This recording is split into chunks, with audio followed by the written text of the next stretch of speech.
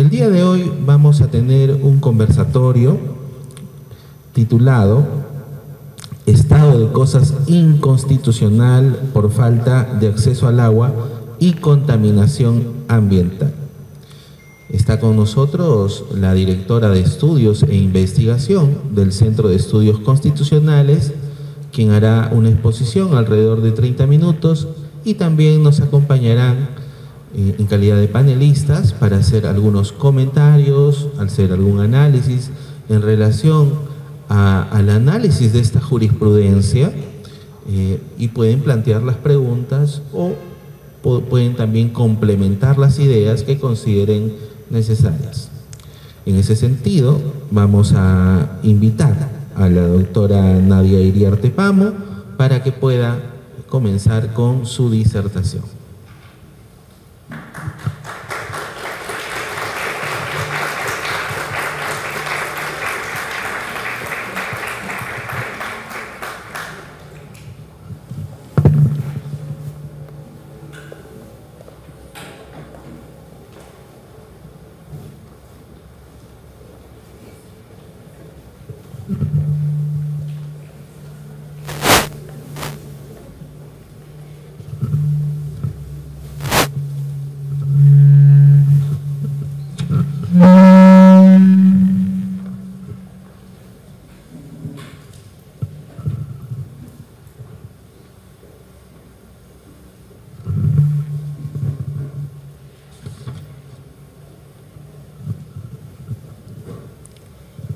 Buenas tardes, muchas gracias por la presentación, estimado Alex Ulloa, director académico del Centro de Estudios Constitucionales, doctora Mariana Silva Valareso, rectora de la Universidad Católica de Trujillo, Benedicto XVI, doctora Romy Díaz Fernández, vicerrectora académica de esta Casa de Estudios, Magíster Bexy Cárdenas García, decana de la Facultad de Derecho de Ciencias y Ciencias Políticas de la Universidad Católica de Trujillo, profesoras Margarita Yapi Bazán y doctora Yanine Carrión Ramos, ambas profesoras de esta universidad. Estimados profesores universitarios, estudiantes universitarios, es para mí un honor estar en esta prestigiosa universidad y en esta hermosa ciudad de Trujillo. En esta oportunidad voy a participar en esta agenda constitucional organizada por el Centro de Estudios Constitucionales y la Universidad Católica de Trujillo. Agradezco la invitación al director general del Centro de Estudios Constitucionales, magistrado Elder Domínguez Haro, y a las autoridades de esta Casa de Estudios. Voy a abordar un tema de relevancia y actualidad, el estado de cosas inconstitucional por falta de acceso al agua y contaminación ambiental. En esta exposición compartiré algunas ideas, reflexiones, análisis en relación a esta materia. He dividido mi exposición en dos partes, una primera referida al estado de cosas inconstitucional, donde realizaré algunas aproximaciones conceptuales en relación a esta figura, a este instituto que viene utilizando el Tribunal Constitucional. Y la segunda parte me referiré de manera concreta al caso Punchana, que esto a raíz de una reciente sentencia que ha expedido el Tribunal Constitucional, la sentencia 322-2023, expedida por el Pleno del Tribunal en el expediente 3383-2021, un proceso de amparo. Entonces, lo primero que tenemos que saber es qué entendemos por estado de cosas inconstitucional. El estado de cosas inconstitucional es una técnica que el tribunal utiliza para declarar la existencia de una violación de derechos fundamentales. Pero no estamos hablando de cualquier tipo de violación, sino que hablamos de una violación masiva, estructural y generalizada. Es una técnica que va a utilizar el Tribunal Constitucional para declarar la existencia de un problema estructural, de una violación generalizada con un sector de la población. La identificación de un estado de cosas inconstitucional se debe efectuar a partir de un caso concreto. En este caso concreto, el demandante, que puede ser una persona o un grupo de personas, van a obtener un pronunciamiento del órgano constitucional, ¿no?, que va a amparar de manera directa su demanda. Este es el caso concreto. Pero no solamente va a pasar esto, sino que el tribunal, tras advertir una situación de hecho estructural y generalizada de violación de los derechos fundamentales, va a declarar un estado de cosas inconstitucional.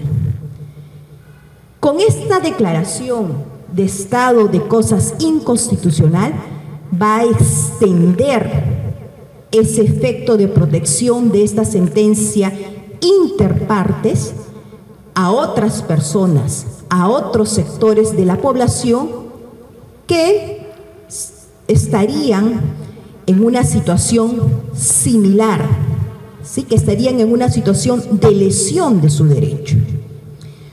Un estado de cosas inconstitucionales es la alerta máxima en la jurisdicción constitucional de la violación de derechos fundamentales. Entonces, ya tenemos algunas ideas en relación a este estado de cosas inconstitucional.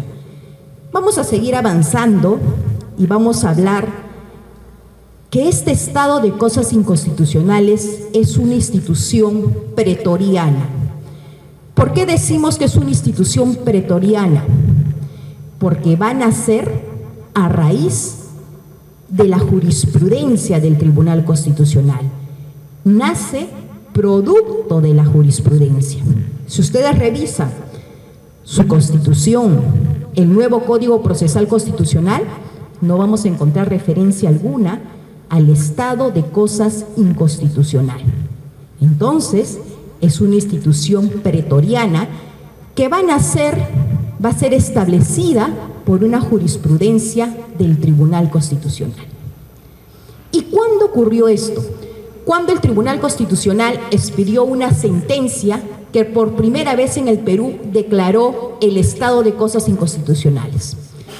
Esto fue en abril del año 2004, el primer caso en el que se declara un estado de cosas inconstitucionales es el caso Julia Arellano Cerquén. Es un habeas data expedida en el expediente 2579-2003. ¿Y de qué trata este caso? Julia Arellano Cerquén era una jueza que había sido cesada de su cargo, esto porque no había sido ratificada por el entonces CNM. Ella va a interponer una demanda de habeas data contra el entonces Consejo Nacional de la Magistratura, con el objeto de que se le proporcione 3 documentos. ¿Qué quería la señora Arellano Cerquén? Ella quería que el CNM le entregue 3 documentos. ¿Y cuáles eran esos 3 documentos? El informe de la Comisión Permanente de Evaluación sobre la conducta e idoneidad en el cargo que ella ejercía como vocal superior del Distrito Judicial de Lambayeque. Ella era vocal superior de este Distrito Judicial. Primer documento. Segundo documento, la copia de la entrevista que ella había tenido. Y tercer documento, la copia del acta del Pleno del CNM, donde se había decidido no ratificarle en el cargo. Ella alegó, si hablamos de un proceso de habeas data, ella va a alegar la vulneración del derecho de acceso a la información pública, contenido en el artículo 2, inciso 5 de nuestra Constitución. ¿Por qué? Porque el CNM no le quería entregarle estos documentos. Es por eso que va a interponer un proceso de habeas data ante la negativa de esta institución. En el caso, el Tribunal Constitucional va a determinar que estos documentos que ella solicitaba tenían el carácter público, por ende debían de ser entregados. Pero va a advertir una situación que venía sucediendo en ese entonces, que así como la señora Arellano, diversos jueces solicitaban al CNM estos documentos y el CNM no los entregaba. Es por eso que frente a esta situación va a declarar por primera vez el estado de cosas inconstitucional. En esta sentencia se va a realizar precisiones muy importantes en relación a esta institución. Por ejemplo, se va a advertir que el Tribunal Constitucional es competente para fijar una serie de reglas procesales que protejan de mejor manera los derechos fundamentales, siendo una de estas medidas la declaración del estado de cosas inconstitucional. ¿Qué otros aspectos importantes se van a establecer en relación al estado de cosas inconstitucionales en este caso? Se va a advertir que esta técnica implica, una vez declarado el estado de cosas inconstitucional, un requerimiento que puede ser de carácter específico o genérico, a uno o varios órganos públicos para que dentro de un plazo determinado o realicen o dejen de realizar una acción u omisión violatoria de los derechos fundamentales, que repercutan en personas ajenas al proceso respecto a las cuales se originó esta declaración. Entonces, en este caso también se va a señalar que con el estado de cosas inconstitucional lo que intentamos hacer es extender los alcances interpartes de esta sentencia. Recuérdese que estamos hablando de un proceso de tutela de derechos. Estamos hablando, en este caso hablábamos de un proceso de habeas data. Entonces, se va a extender los alcances interpartes de esta sentencia a quienes, a todas aquellas personas que puedan verse afectadas por la misma situación violatoria de los derechos fundamentales que se habían identificado en este caso. Entonces, de lo que se trata aquí es extender esta protección que otorga la sentencia. Tercer aspecto importante que se va a fijar en el caso Arellano Cerquén. Para que pueda darse esto, era necesario dos situaciones. Primera situación, que la violación del derecho fundamental se derive de un único acto o de un conjunto de actos, pero que estos actos estén interrelacionados. Segunda situación, que además de lesionarse un derecho constitucional de quien interviene en el proceso, se produzca la declaración de estado de cosas inconstitucionales frente a la vulneración o amenaza de otras personas ajenas del proceso. Acá ya no estamos hablando de aquellas personas que interpusieron la demanda, en el caso concreto, la demanda de habeas data. Este fue el primer caso en el cual se declaró el estado de cosas inconstitucional. Pero ¿de dónde trajo esta figura? ¿Cómo es que en esta jurisprudencia se habla de este caso? Frente a esta situación que se presentaba, lo que hace el Tribunal Constitucional es mirar a sus pares, a qué estaba sucediendo en otros tribunales, en otras cortes constitucionales. Es así que para poder resolver este caso va a echar una mirada a la Corte Constitucional colombiana. La Corte Constitucional colombiana es la que en una sentencia del año 97, la 559, va a declarar este estado de cosas inconstitucional. ¿Y de qué se trataba en este caso? La problemática que se veía en la Corte Constitucional colombiana. La Corte, en esta sentencia, se va a pronunciar, estamos hablando de un proceso de tutela de derechos presentado por un grupo de docentes. ¿Qué pasaba con este grupo de docentes? Este grupo de docentes cuestionaba que los municipios para los cuales habían trabajado, estos municipios, no los habían afiliado al Fondo Nacional de Prestaciones, pese a que se les había realizado los descuentos correspondientes. Pero esta no era la situación solamente de ese docente que demandó, de ese grupo de docentes que demandó, sino que era la situación de miles de docentes. Es por eso que frente a esto, la Corte Constitucional colombiana va a declarar el estado de cosas inconstitucional.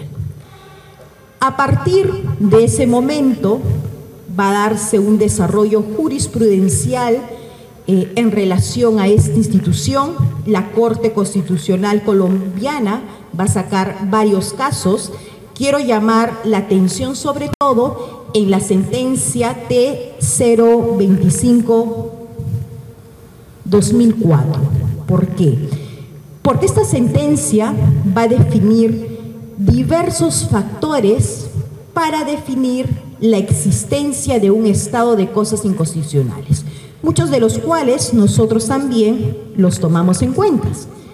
Primer factor, la vulneración masiva y generalizada de varios derechos constitucionales que van a afectar un número significativo de personas. Segunda situación, la prolongada omisión de las autoridades en el cumplimiento de sus obligaciones para garantizar un derecho. Tercera situación, la adopción de prácticas inconstitucionales.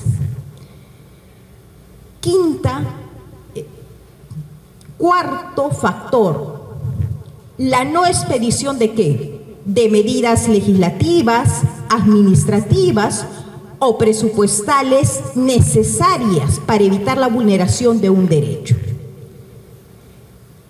Quinto factor, la existencia de un problema social cuya solución compromete la intervención de varias entidades.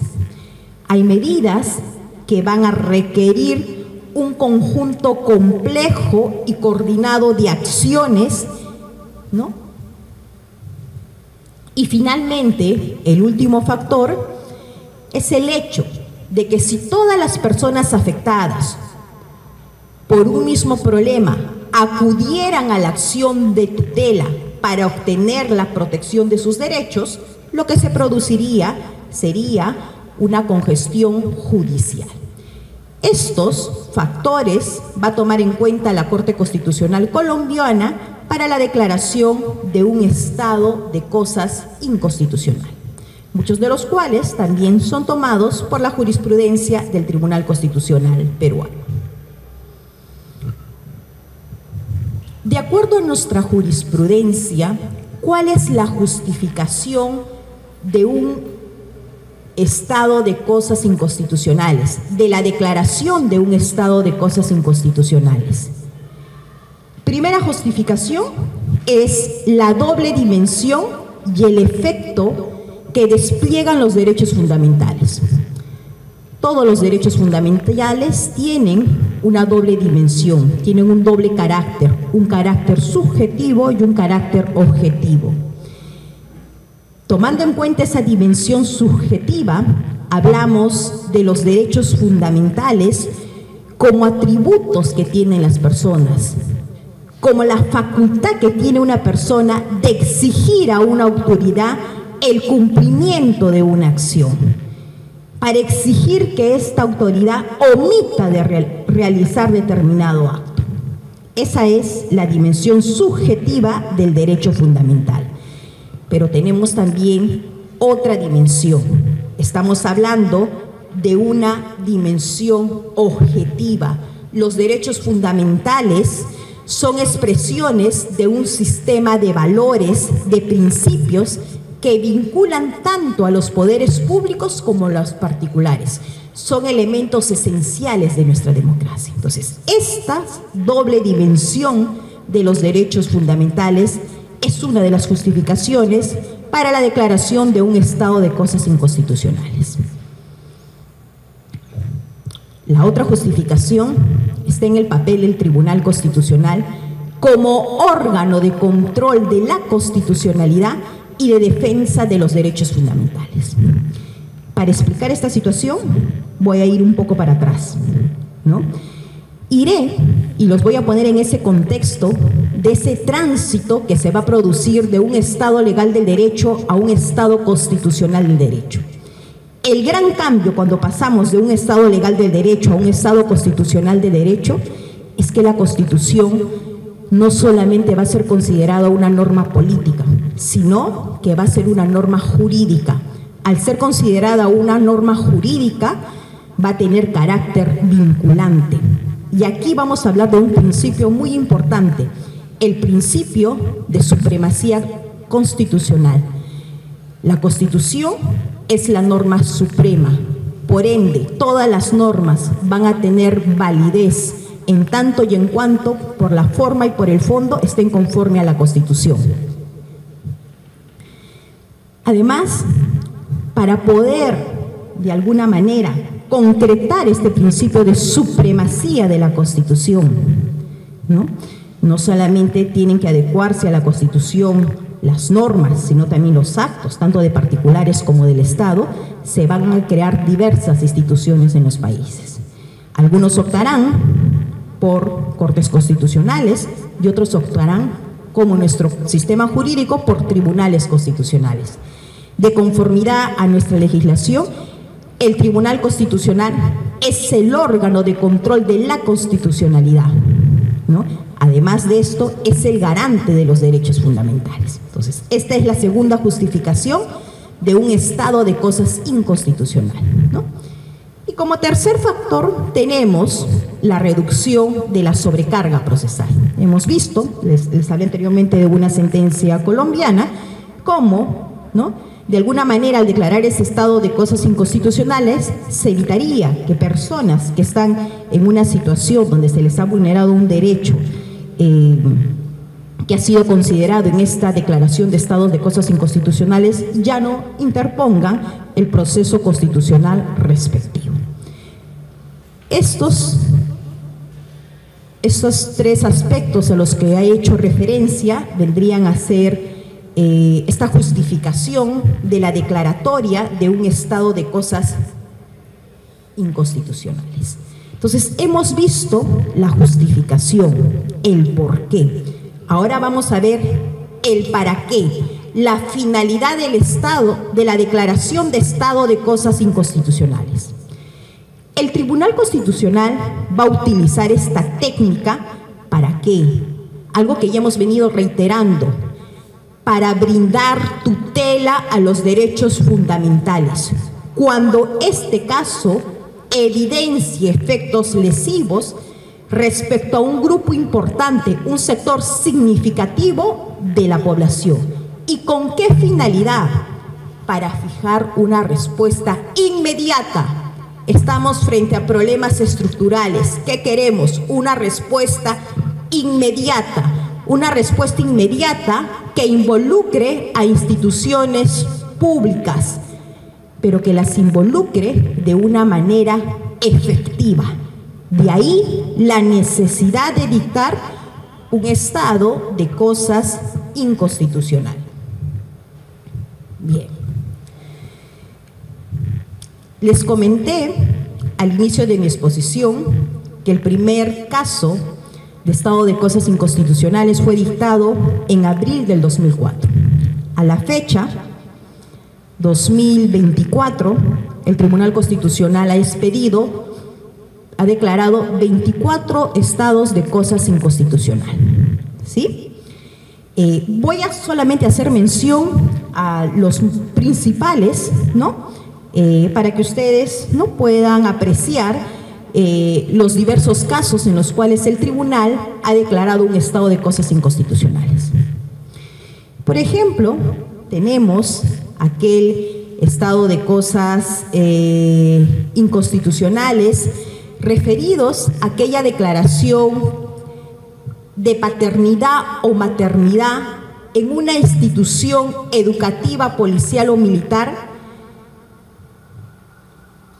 Porque cuando a veces en estas instituciones se declaraba la paternidad o maternidad, ¿qué pasaba? Esto constituía una falta que daba lugar a una sanción administrativa, ¿no? Entonces, esto va a ser declarado como un estado de cosas inconstitucional. Esto sucedió en el expediente, estamos hablando de un proceso de amparo, el expediente 1126-2012, que es el caso Díaz-Chiscul, ¿no? Entonces, acá tenemos una declaratoria de estados de cosas inconstitucionales.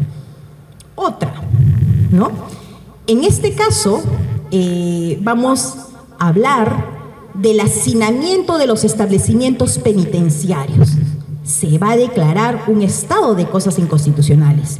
Creo que todos conocemos esta situación que viven los establecimientos penitenciarios. A raíz de eso, a raíz de este habeas corpus, el denominado caso CCB, ¿no? El expediente 5436-2014, se va a declarar un estado de cosas inconstitucionales respecto a este permanente y crítico hacinamiento de los establecimientos penitenciarios, las severas deficiencias de albergue, calidad de infraestructura, instalaciones sanitarias, salud, seguridad, entre otros servicios básicos. Aquí ya estamos hablando de un proceso de habeas corpus. Vamos a tener otra declaratoria de estado de cosas inconstitucionales. En este caso, vamos a hablar de temas migratorios, de las personas migrantes. ¿Qué tenemos aquí?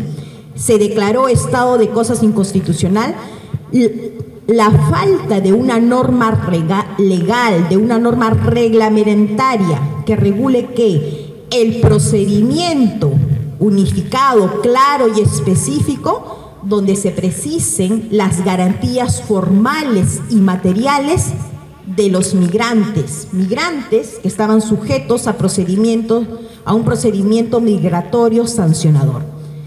Este es el expediente 2744, es el caso Jesús de Mezquita Oliviera.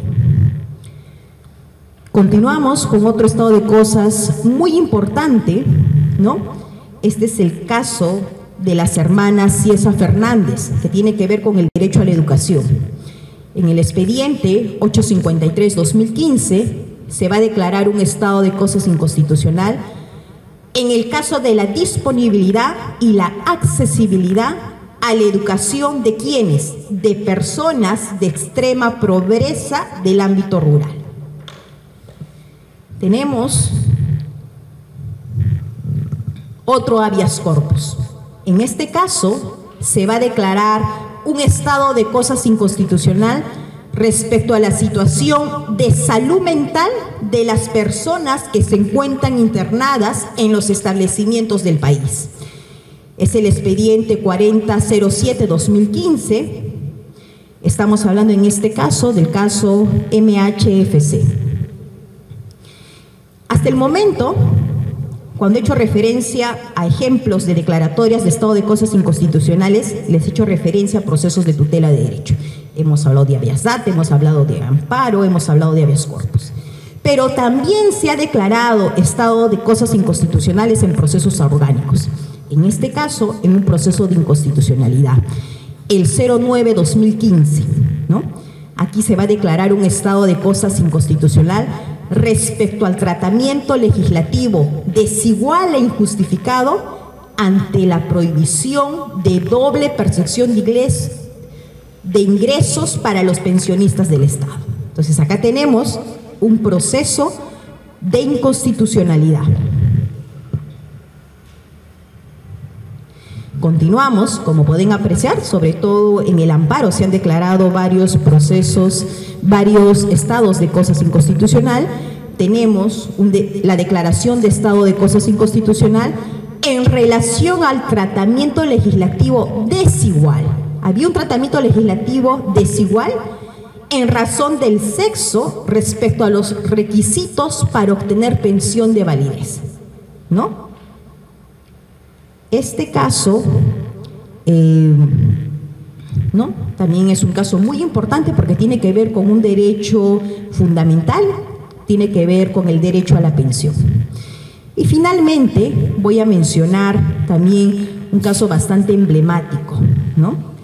Este caso es también un amparo, es el caso de la señora María Antonia Díaz Cáceres de Tinoco, ¿no?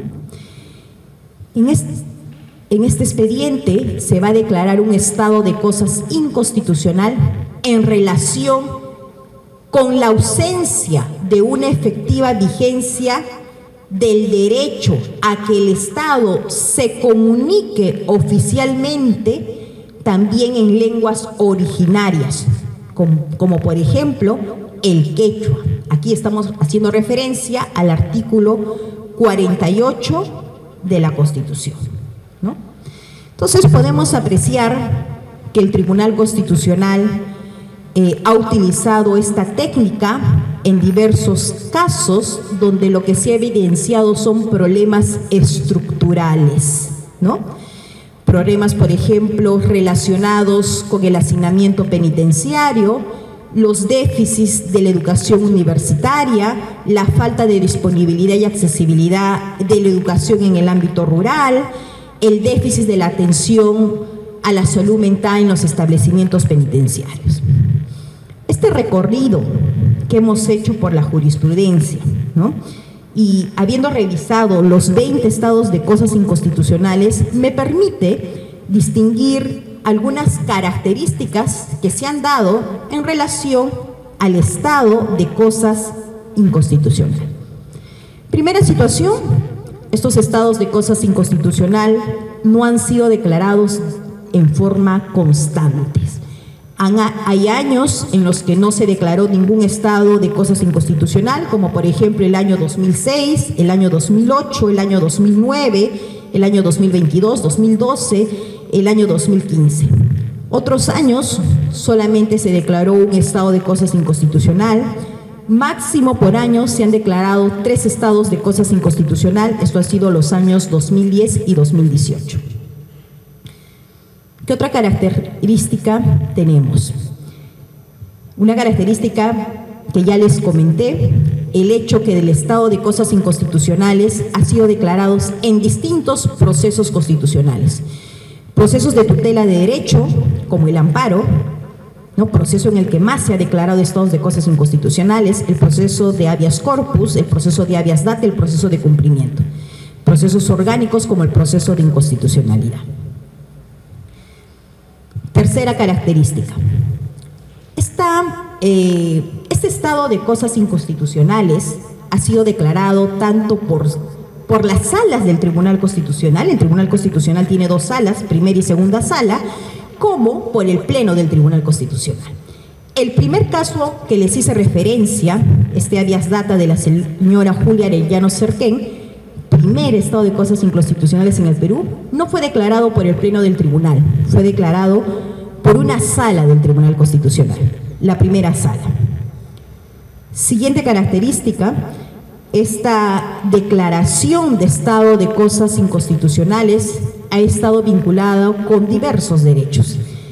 Por ejemplo, el derecho a la salud, el primero que les mencioné, el habeas data, el derecho de acceso a la información pública, el caso de la señora María Cáceres Díaz, estamos hablando del derecho al uso del propio idioma. Tenemos estados de cosas inconstitucionales sobre el derecho al trabajo, el derecho al debido proceso, a la pensión, a la educación. Siguiente característica. La declaración de estado de cosas inconstitucionales ha involucrado a distintos grupos, ¿no? Vamos a hablar tanto de grupos vulnerables, como por ejemplo el caso de las personas migrantes. Vamos a hacer referencia también a las personas quechohablantes, personas en situación de extrema pobreza, como también tal vez a grupos que no están en esta categoría. Tenemos, por ejemplo, a jueces, está el caso del primer habeas data que les señalé. Otra de las características importantes es que esta declaración de estado de cosas inconstitucionales siempre ha ido acompañada de una serie de medidas. Se ha dispuesto medidas como consecuencia de la declaración de este estado. Tenemos múltiples medidas. Vamos a hablar de medidas de carácter normativo, medidas de abstención, ¿no? Medidas referidas a la realización de una actuación específica, medidas de diagnóstico, presentación de informes, ¿no? Y finalmente puedo señalar como característica el hecho de que los mecanismos de seguimiento establecidos para declarar un estado de cosas inconstitucional ha previsto la participación de distintas entidades. Vamos a hablar acá del juez de ejecución, vamos a hablar del propio Tribunal Constitucional, de distintos ministerios como el Ministerio de Educación, vamos a hablar de la Defensoría del Pueblo. Bien, entonces, esta es la primera parte referida a mi exposición. Estos aspectos conceptuales, hemos hablado de la jurisprudencia, cómo se origina este estado de cosas inconstitucionales, cuál es la justificación, cuál es la finalidad. Vamos a pasar ahora a ver el caso concreto, el caso Punchara. Este caso es el último, el reciente, que ha expedido este pleno, en el cual se ha declarado un estado de cosas inconstitucional. Este estado de cosas inconstitucional se ha declarado por la falta de acceso al agua y por la contaminación ambiental. Estamos hablando de la sentencia 322-2023, el expediente 3383-2021, es un proceso de amparo que se lo conoce como el caso Punchara. Acá, como les he dicho, cuando hablamos de estado de cosas inconstitucionales, vamos a tener primero un caso concreto, ¿no? Entonces, en el caso concreto, los demandantes van a ser el señor Navarro, la señora Tejada, que ellos van a ser tanto delegado y subdelegado de la Junta Vecinal Iván Vázquez Valera. Vamos a tener al señor Pedro Tuanaba Gutiérrez, que va a ser delegado de otra Junta Vecinal. En esta oportunidad, la Junta Vecinal del Asentamiento Humano 21 de septiembre. Ambos ubicados en el distrito de Punchara. Bien. ¿A quién se demanda? ¿A quién van a demandar? Vamos a ver que diversas entidades son las demandadas. El Gobierno Regional de Loreto, la Dirección Regional de Salud de Loreto, la Municipalidad Provincial de Maynas, la Municipalidad Distrital de Punchana, la Red Asistencial de Salud en Loreto. ¿Y qué es lo que se va a demandar? ¿No? Que estas entidades no actuaban de forma adecuada, ¿no? frente a diversas situaciones que se producían en estos asentamientos humanos. Por ejemplo, temas referidos al vertimiento, a la quema de residuos sólidos, al olor de los gases que tales residuos emanaban. En suma, los demandantes consideraban cuestionables las siguientes situaciones. Primera situación que se cuestionaba era la ausencia. Acá estamos hablando de una omisión, la ausencia de un sistema de tratamiento de los vertimientos sólidos, ¿no?, que eran arrojados, ¿no?, tanto por el Camal Municipal de Punchana y el Hospital del Salud. ¿De qué estamos hablando? Estamos hablando de un camal, ¿no? De que todo lo que en este camal había, ¿no?, estamos hablando de vísceras, distintas cosas de los animales que se mataban, eran arrojadas, ¿sí? Y esto llegaba a los asentamientos humanos. Igualmente, todos aquellos elementos que se utilizaban en el hospital, la basura, todos elementos médicos, también llegaban a estos asentamientos humanos, ¿no?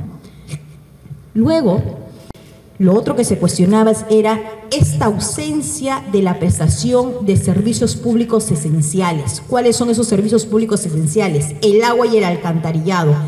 En estos asentamientos no se contaba con agua potable. Los pobladores lo que hacían a veces era recoger el agua de la lluvia, incluso muchas veces la necesidad los llevaba a utilizar esas aguas residuales que había, esas aguas contaminadas que tenían. Vamos a tener también, se va a cuestionar esta ausencia de prestación del servicio público de recojo de basura. Yo les voy a enseñar en unos momentos unas fotos y ustedes van a ver la cantidad de basura que había en estos asentamientos humanos, porque no tenían el servicio público de recojo de basura. Se va a cuestionar también la ausencia de un acondicionamiento, del acondicionamiento territorial de este distrito de Punchana, y se va a cuestionar la presencia de un grado elevado de enfermedades contagiosas. Con todo esto que yo les he señalado, definitivamente había una contaminación del agua, había una contaminación del aire, había una contaminación del suelo, ¿sí? Esto generaba enfermedades infectocontagiosas, temas relacionados con la piel, temas relacionados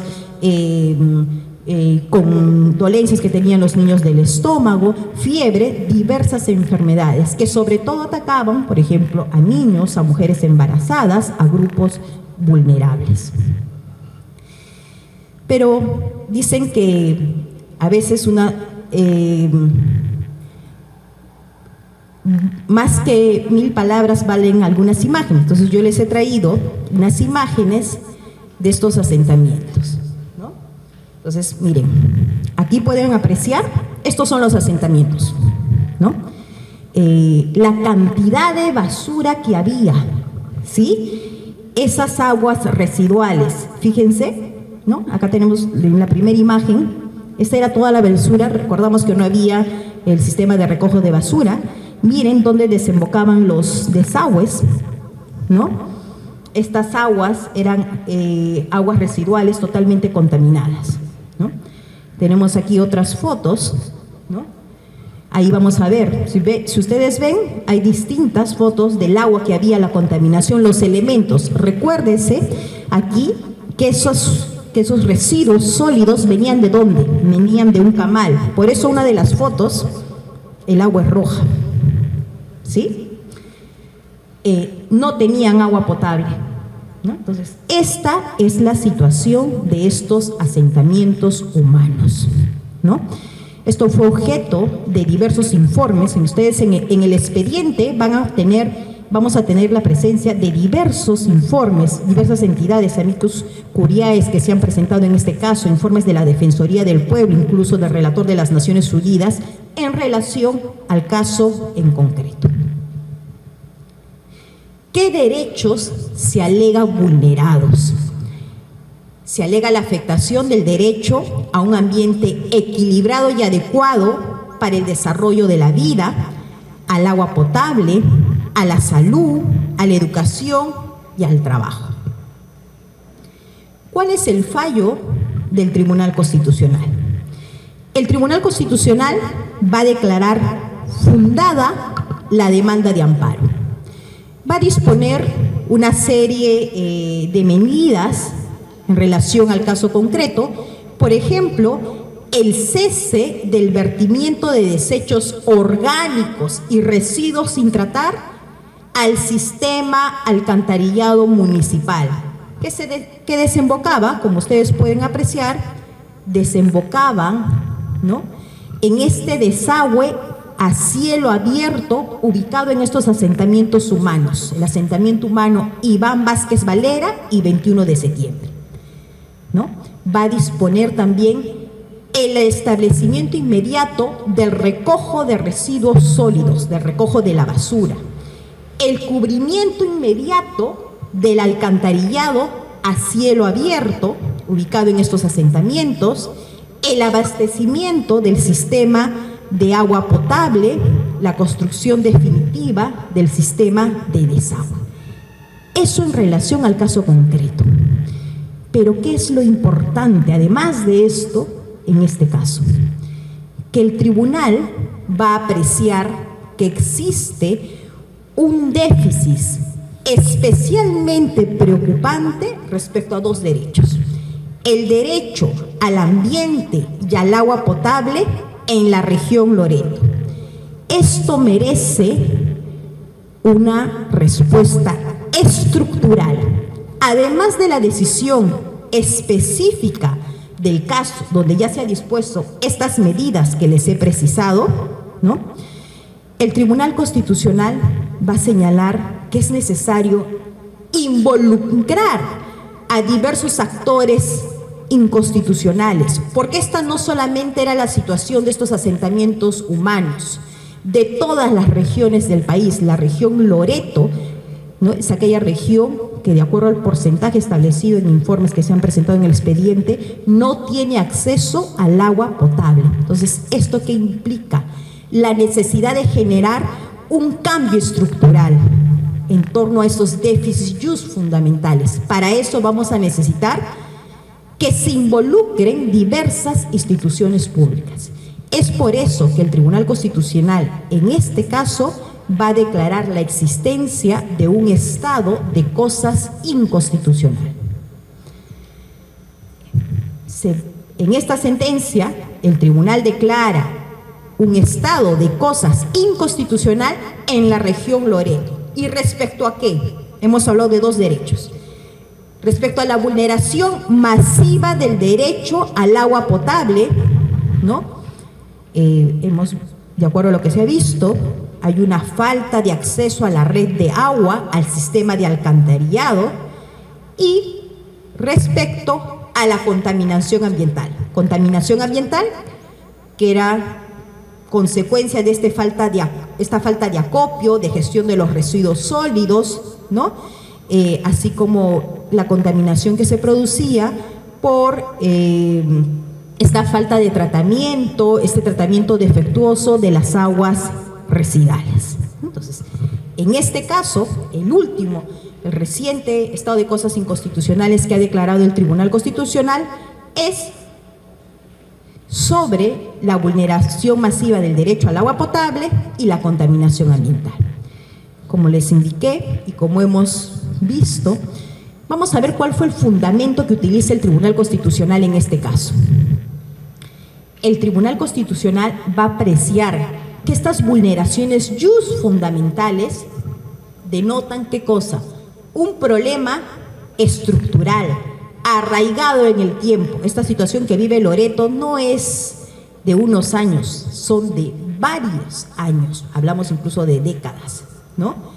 Es una situación masiva, no solamente estamos hablando de estos asentamientos humanos, diversos asentamientos en Loreto.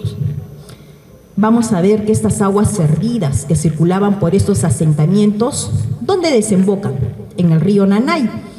Y este río Nanay va a desembocar en el río Amazonas, ¿no? Para revertir esta situación, ¿no?, vamos a requerir el apoyo, la intervención de diversas entidades. Esta es la justificación y el fundamento por lo cual el Tribunal Constitucional declara el estado de cosas inconstitucional. ¿Qué medidas va a señalar el Tribunal Constitucional?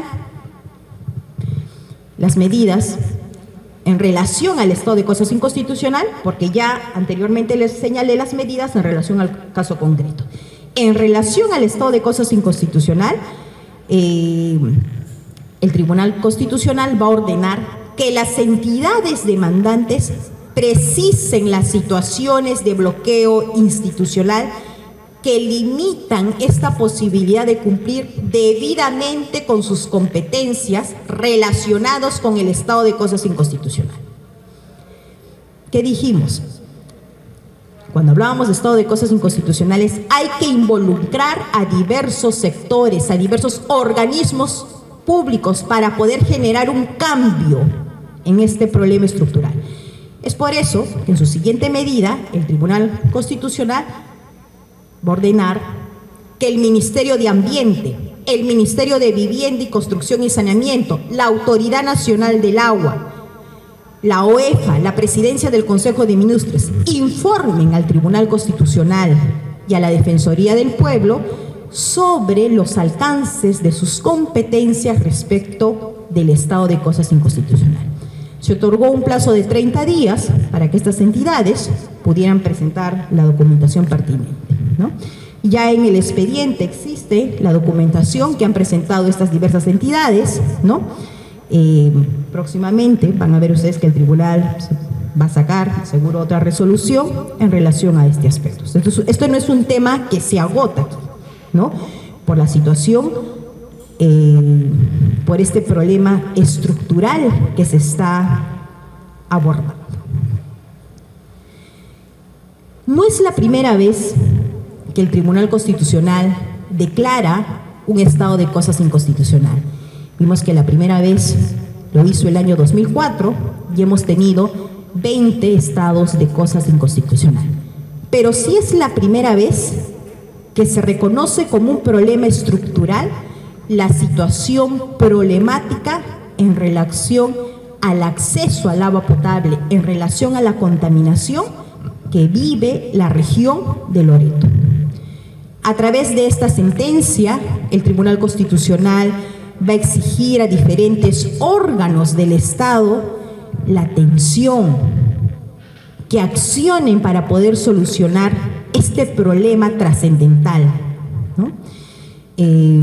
Esta falta de atención que se ha tenido durante todo este tiempo, ¿no?, ha hecho que muchas personas estén teniendo afectaciones a diversos derechos, ¿no? Estamos aquí frente a la presencia de una sentencia estructural. Este fallo sienta un precedente muy importante, no solamente por lo que les he señalado, que es la primera vez que se aborda esta deficiencia en estos dos derechos, el derecho al agua, el derecho a gozar de un medio ambiente equilibrado y adecuado, sino también porque se va a ordenar a distintas entidades que desde sus competencias puedan dar respuestas organizadas a esta situación, ello en aras de mejorar la realidad de estas personas que viven en condición de pobreza. Esta sentencia, sin lugar a dudas, marca un derrotero fundamental para entender la justicia, pero entender la justicia como un compromiso con los derechos fundamentales. Muchas gracias. Esta ha sido mi exposición. Les agradezco la atención que han tenido.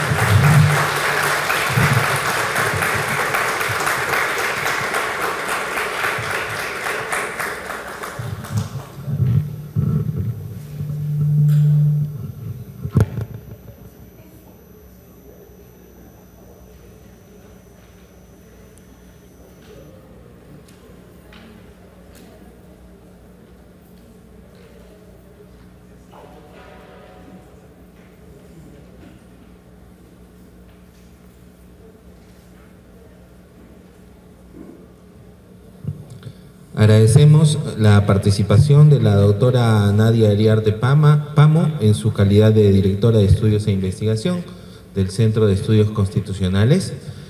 Ahora corresponde escuchar a dos destacadas profesionales y profesoras de esta casa de estudio que van a hacer algún comentario, algún análisis o nos van a brindar alguna información que consideren complementaria al caso planteado, o también podrán honrarnos con hacer algunas preguntas o inquietudes, y la señora expositora podrá absorberlas de corresponder. Tenemos la participación, permítame un segundito, vamos a hacerle el uso de la palabra a la profesora Margarita Ayapi Bazán para que pueda concedernos el uso de la palabra. Muchas gracias. Primero, doctora, agradecer por su brillante exposición. He prestado atención a todo lo que usted ha indicado. Ha sido muy enriquecedor la exposición que pudo dar y hacernos entender a los alumnos de la Universidad Católica de Trujillo este tema del estado de cosas inconstitucionales.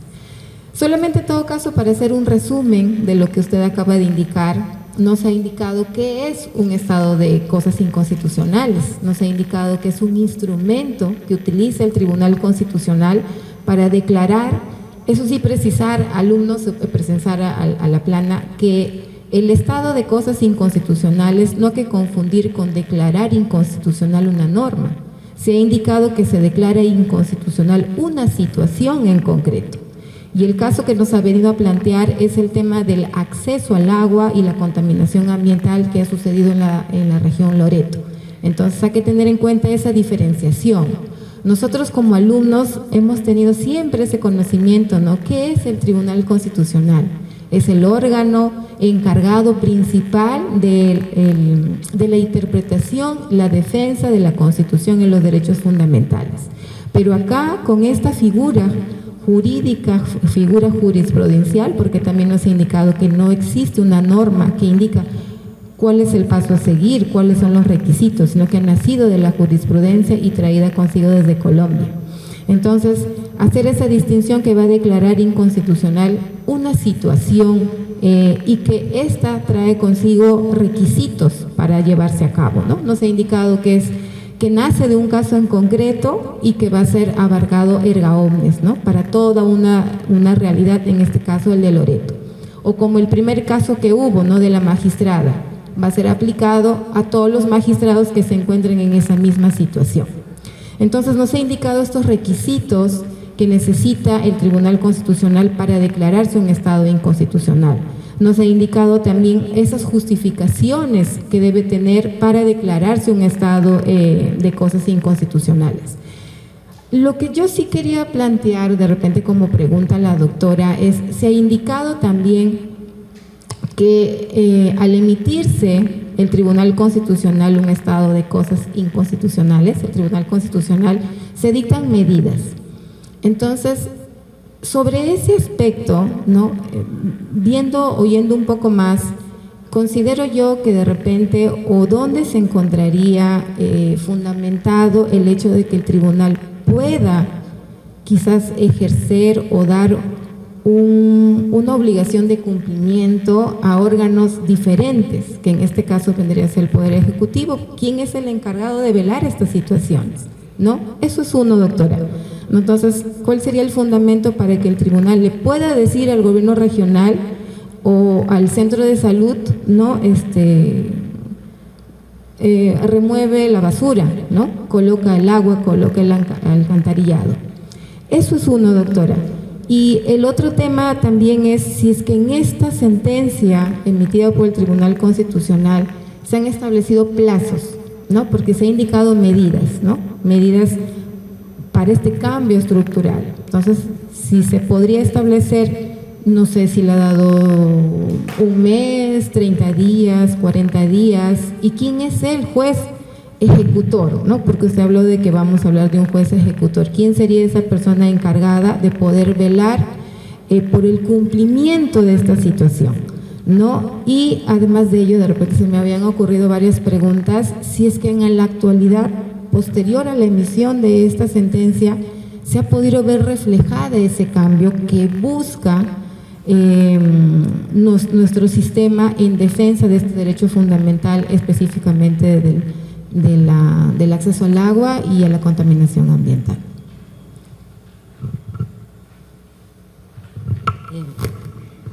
Muchas gracias por las preguntas, muchas gracias por los comentarios, ¿no? Como yo les indiqué, este estado de cosas inconstitucional es una institución pretoriana que ha nacido de la jurisprudencia del Tribunal Constitucional. ¿Sí? Bien. Acá tenemos que partir y tomar en cuenta una serie de principios. Tenemos el principio de autonomía procesal que tiene el Tribunal Constitucional, por el cual el tribunal, para poder defender los derechos fundamentales y poder tutelarlos de la manera adecuada, puede crear diversas reglas procesales, puede utilizar diversas herramientas, ¿no?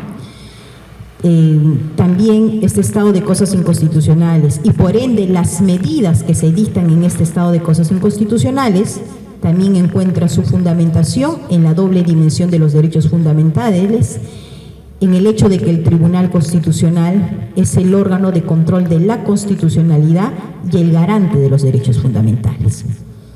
Además hay que precisar que esta situación de lesión masiva de un problema estructural de afectación a derechos fundamentales, ¿no? Lo que se ve normalmente en estos casos es que suele suceder por situaciones de bloqueo institucional, que diversas entidades no están cumpliendo con su labor a la cual están sujetos por la Constitución. En cuanto al tema de la ejecución, primero, sobre estas dos medidas sí se han establecido plazos, ¿ya? Esta presentación, porque si vemos aquí y vemos las medidas, van a ver que aquí lo que primero el Tribunal Constitucional haciendo son medidas más que todo de diagnóstico, cuestión de informes. Después de esto va a venir otra etapa. Las primeras medidas, ¿no? Se fijó un plazo de 30 días para que estas instituciones, los ministerios, Ministerio de Vivienda, Ministerio del Ambiente, la OEFA, ¿no? Presenten sus informes. Estos informes ya han sido presentados porque esta sentencia ha sido publicada en agosto del 2023, ya pasaron los 30 días, todas estas instituciones han presentado sus informes, ¿no? El tribunal actualmente está analizando estos informes que se han presentado y seguramente de acá en algún tiempo emitirá el auto, la resolución correspondiente sobre esta materia, ¿no? Entonces, veamos que aquí estamos hablando de un problema estructural.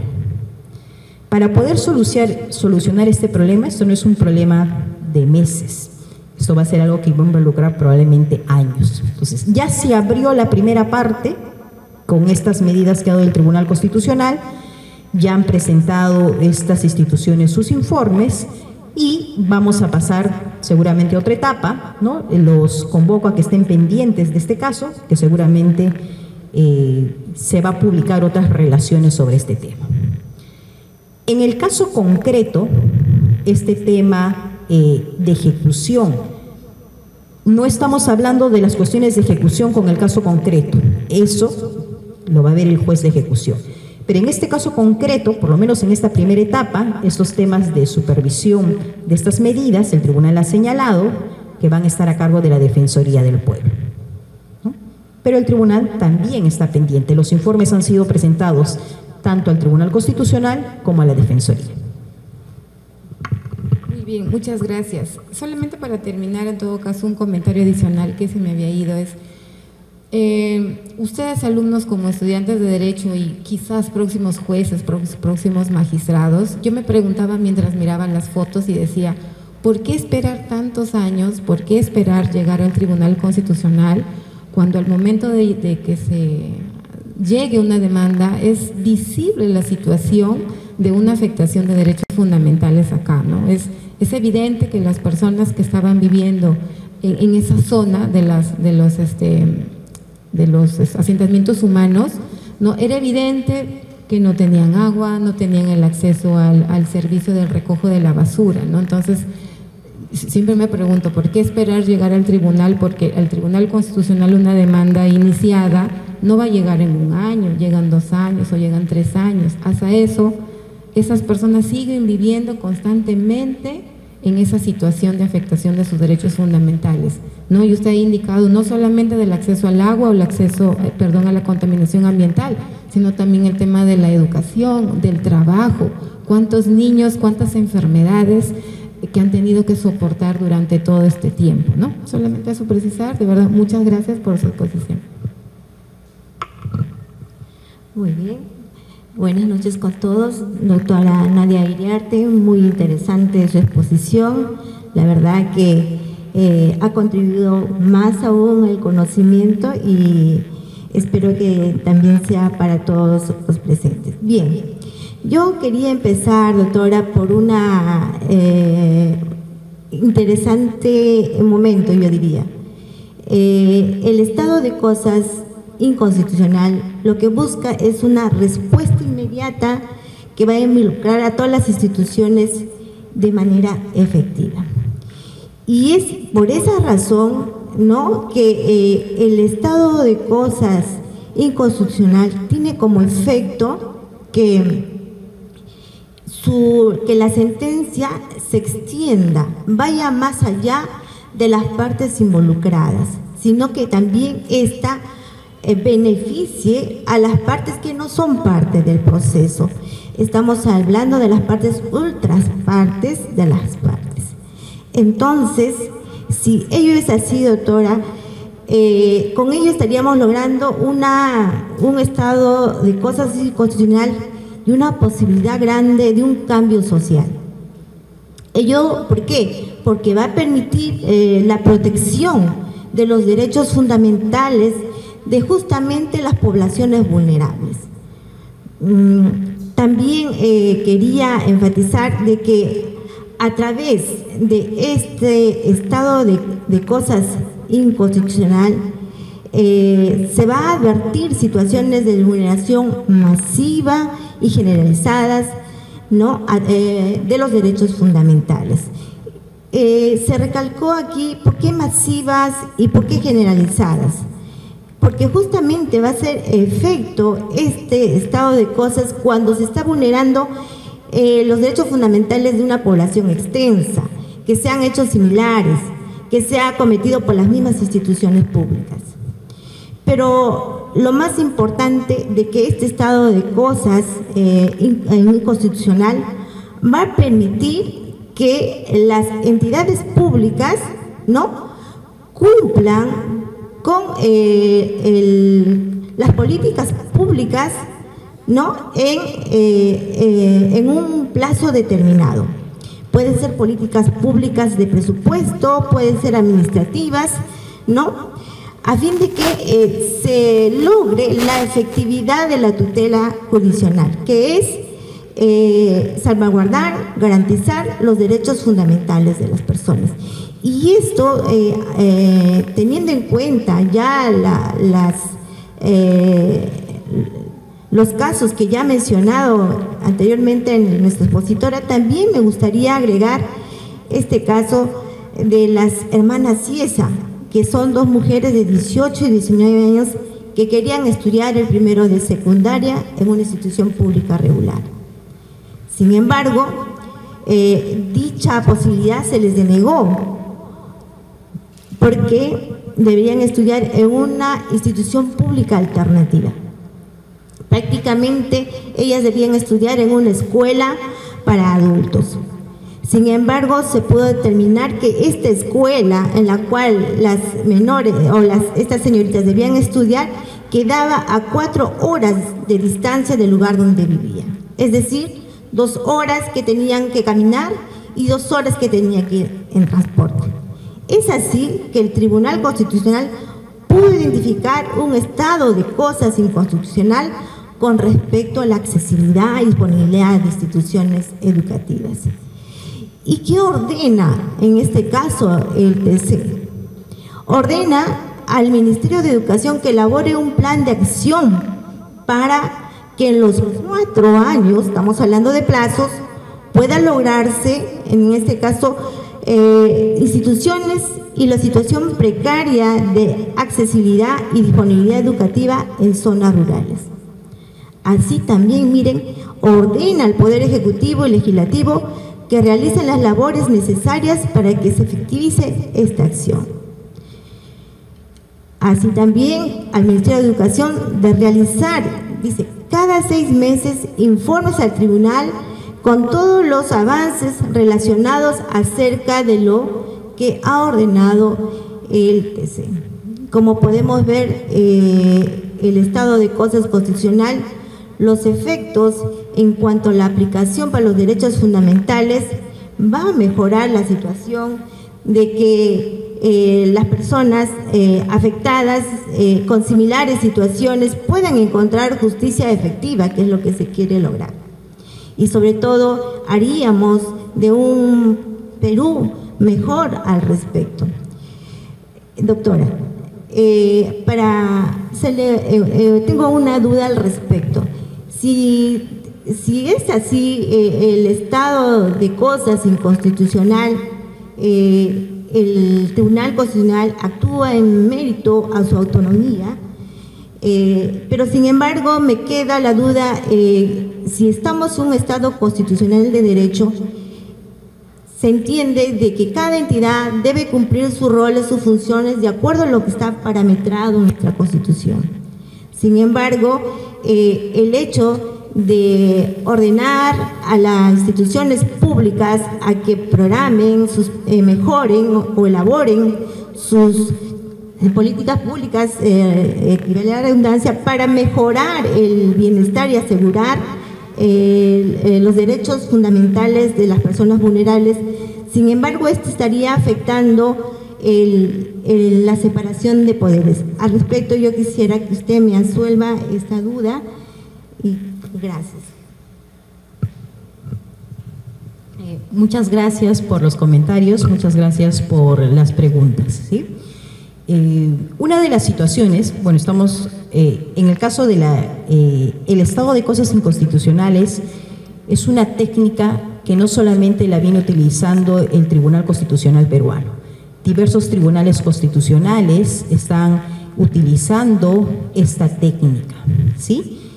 Porque aquí estamos haciendo referencias a problemas estructurales, a lesiones graves de derechos fundamentales en relación a un grupo, a un sector de la población, ¿sí? Yo les comentaba, miren, desde el año 2004 hasta el año 2024, ¿no?, solo se han declarado 20 estados de cosas inconstitucionales, ¿no? Partamos del siguiente aspecto. El Tribunal Constitucional actúa dentro de sus competencias en el sentido de que él tiene la labor de garantizar la supremacía de la Constitución. En la Constitución tenemos diversos derechos fundamentales, ¿no? Y lo que estaríamos viendo en estos casos de declaratoria de estados constitucionales, diversas instituciones que están omitiendo realizar su labor. El tribunal es el garante de los derechos fundamentales. El tribunal, al igual que otros tribunales, esta no es la primera herramienta técnica que utiliza. Ha venido utilizando otras técnicas. Por ejemplo, tenemos la utilización de los test de proporcionalidad, entre otras herramientas, ¿no? Entonces, sí, tampoco no voy a decir, sí hay diversos cuestionamientos que, así como se realizan en relación a este estado, se vienen realizando a nivel doctrinario, pero creo que hay fundamentación suficiente, ¿no?, para que el tribunal pueda declarar este estado de cosas inconstitucionales, ¿no?, y a través de estas solicitar medidas, ¿no?, a diversas entidades. Todo ello en aras a la protección de derechos fundamentales. Bien, muchas gracias, doctora. Quisiera hacer una reflexión al respecto, ¿no?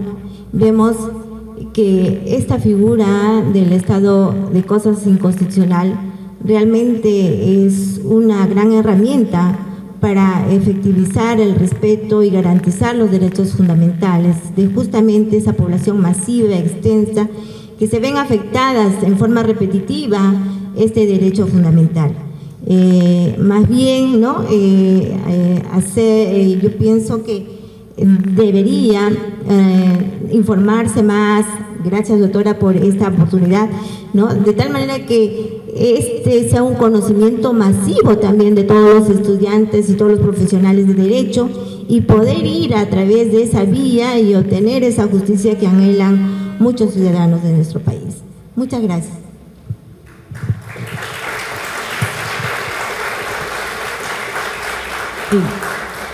Hablando del último tema que ha dicho la doctora, aprovecho la situación para comunicar, nosotros, por ejemplo, a través del Centro de Estudios Constitucionales, estamos dando a conocer la jurisprudencia más relevante del Tribunal Constitucional.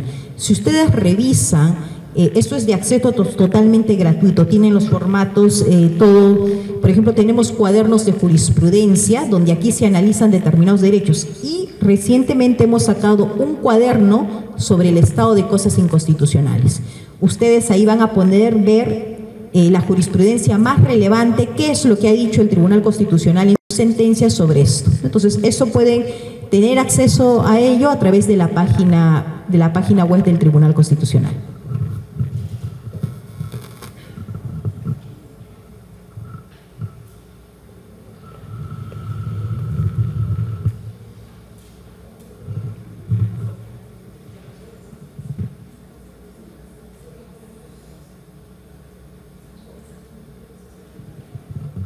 Muy bien, agradecemos la brillante intervención de nuestras distinguidas profesoras de esta Casa de Estudios, que han podido realizar el análisis respectivo en relación a la exposición del día de hoy, tarde-noche.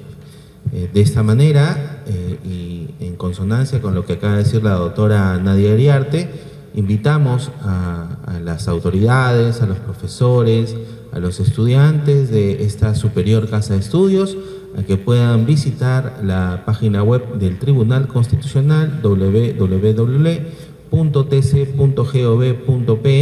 donde ustedes, como ya se explicó, pueden encontrar un buscador de jurisprudencia bastante intuitivo. Ustedes ponen algunas palabras, por ejemplo, estado de cosas inconstitucional, y les puede emitir la jurisprudencia del caso. Asimismo, ustedes también podrán encontrar la relación de las actividades académicas que desarrollamos, los cursos, las conferencias, los conversatorios que ya hemos realizado y que son de acceso libre y público. Asimismo, también pueden encontrar decenas de libros que han sido subidos a la página web del Tribunal Constitucional y que son de acceso libre y público para que todos puedan leer y tener a la mano un conocimiento bastante específico. De esta manera, el Tribunal Constitucional y el Centro de Estudios Constitucionales reiteran el agradecimiento a la Universidad Católica de Trujillo, Benedicto XVI, y a su Facultad de Derecho por habernos acogido el día de hoy y haber podido compartir las experiencias y la difusión de la jurisprudencia del Tribunal Constitucional. Muchísimas gracias, muy buenas noches. La actividad académica ha concluido.